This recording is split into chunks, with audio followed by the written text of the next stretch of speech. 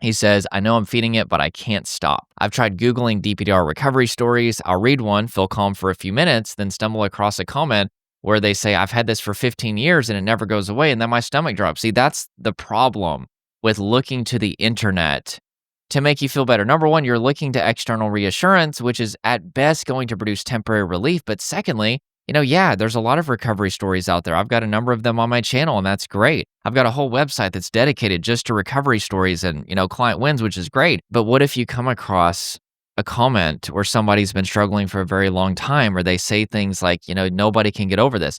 I always say it's kind of like restaurant reviews.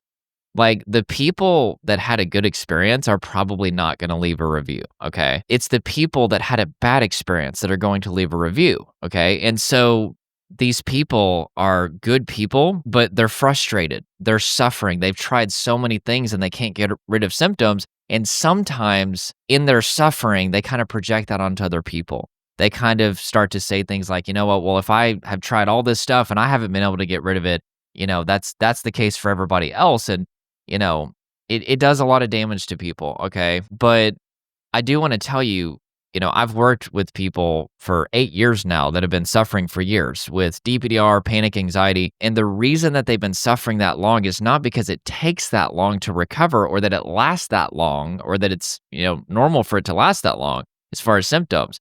It's because they haven't had a correct understanding of what's actually going on and they haven't actually had a recovery path to get rid of the symptoms. So don't see those comments and think, oh gosh, what if that's me? Or, that's how long it takes to recover, because that's that individual with their specific nervous system, their specific history.